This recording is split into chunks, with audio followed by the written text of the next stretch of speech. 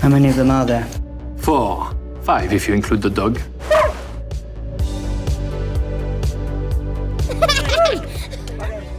Well, because I'm realising this is going to be on social media. My name is Flora Jacoby Richardson and I play Anne Bernard in The Famous Five. She's quite sassy, she's like her own person. She gets Julian to carry her bags, she gets Dick to take stuff for her, and then she gets Private Craig to be her servant and get her some proper food. Action. She brings sometimes some humour. Great. A car. In serious scenes, she's going to be like, can you stop trying to figure out this whole mystery that's going to stop us from dying? I'm trying to watch TV. Yeah, she brings a bit of humour to it all. Knowledge is power. And we've got none of it. I think she thinks George is kind of like a role model to her, like an older sister she never had. I think she sees her brothers as servants, but then she also cares about them in times of danger. She does spot a few little things, without knowing it, she'll just say it, then she's basically figured out the whole thing. And Timmy, I think she loves Timmy, he's just her little buddy, they're best friends. Hi, boy! I felt my phone buzz and I peeked through and my mum had texted in caps, you got the part, and I kind of squealed in the middle of English and my teacher was like, Flora, what's going on? I was like, I got the part! And she was like, does that mean you checked your phone? And I was like, yeah. That makes 5 of us. We get along really well. I think we're brother and sisters. Me and Kit are I think we should have been twins in it. Really close relationships with all of them. We have got a whole dance, a whole dance medley. Yeah, we get along really well. I love all of them. I'm Diana Babnikova and I play George in The Famous Five. She's just George. George is an independent girl. She likes to not always obey the rules, and she's quite a cheeky person. You're Georgina, aren't you? The name's George. It starts off a bit rocky between them because she's not used to having people around because she hasn't had that her whole life. And then her cousins come during the summer and then it's just wow, too much. But by the end, they've been through so much together. They're so close. So we've got Dick, who's got all the facts, then we've got Anne, who's yay, and then we've got Julian, who's the protector, and then we've got George, who's just peace that brings it together. She's the one who probably gives them a nudge to go into the adventure bit. They're proper siblings. The difference from the beginning to the end is just so huge.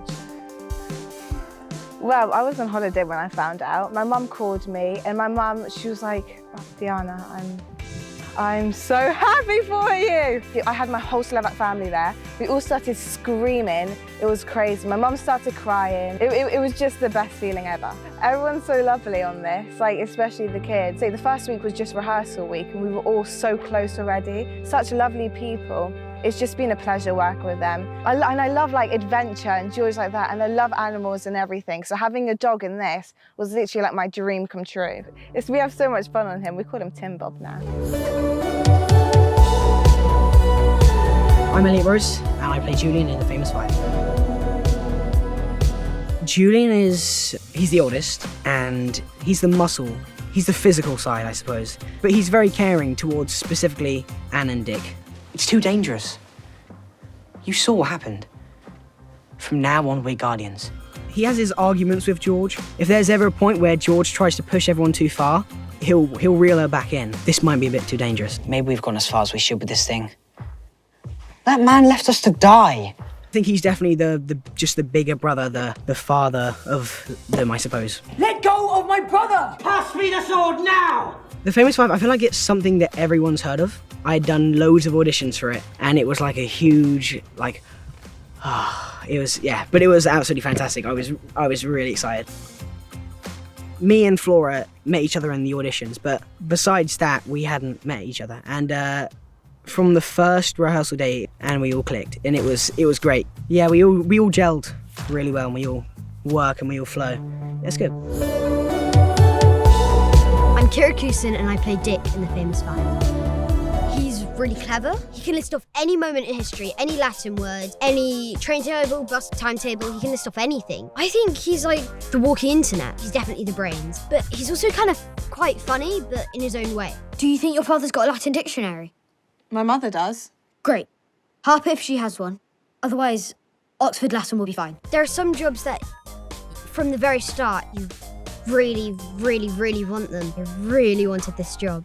It's just a case of figuring out what it is, and then, avoiding it. I was out with my friends because it was the final day of term. Got back, and then I get another call from my agent. And then my mum secretly got her phone out, filming. I'm like, hello? I was speechless. Timmy! Timmy! It's been so fun being able to jump into the water, go in the sea, climb the cliffs. We got to go in like a pool, have water rain down on us. It's been so fun.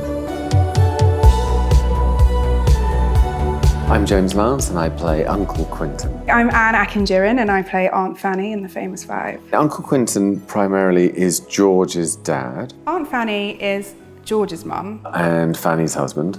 Quentin's wife. She's quite a strong-willed, really confident, anchored woman. And he is a professor.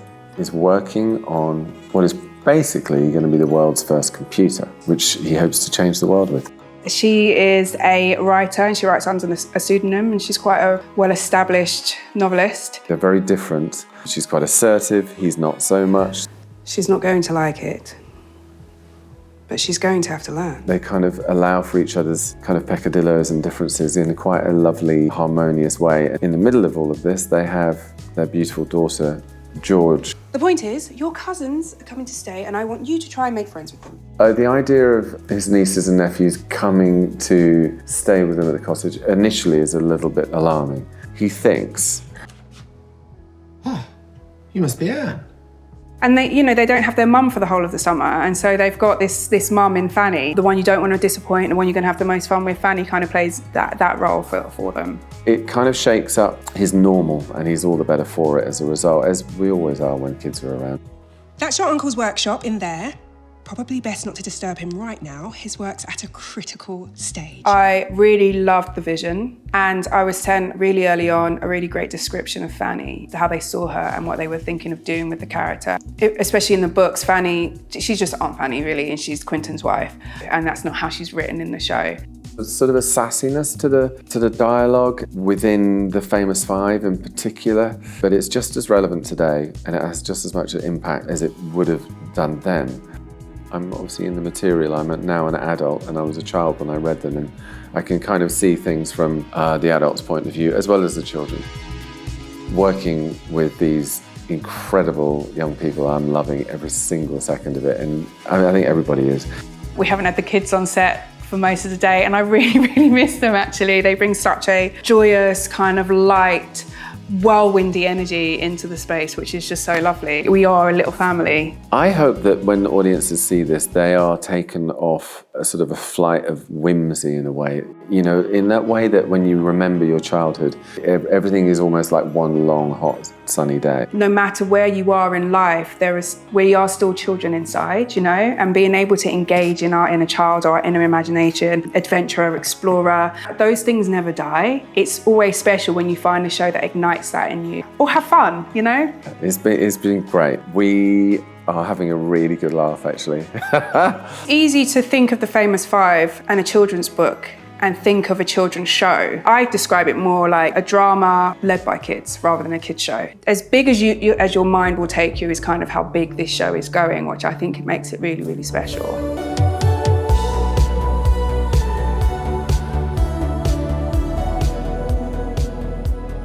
I'm Jack Gleeson and I'm playing Mr. Thomas Wentworth in The Famous Five. The curse is real. Well, Mr. Wentworth is quite an eccentric man. The curse of Kieran Island strikes again! He's just hell-bent on getting what he wants, which is power. You're never sure how he's going to react, and I love that tension.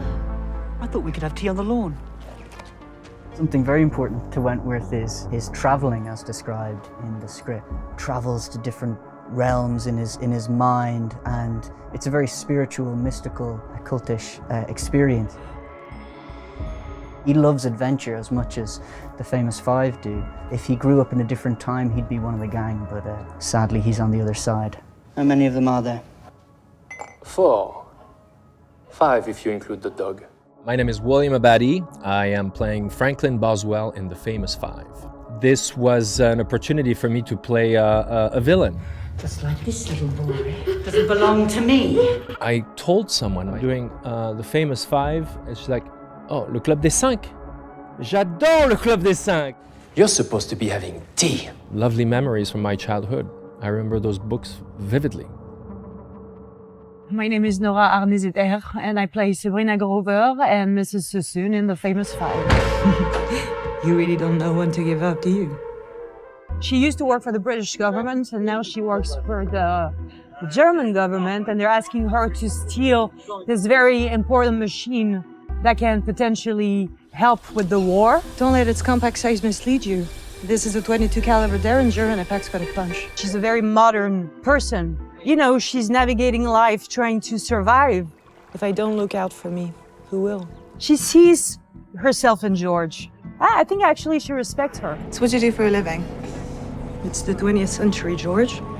You can do anything you want and be whoever you want to be. And she shares her vulnerability. And I think it's always interesting to be playing those strong character that has flaws, human beings.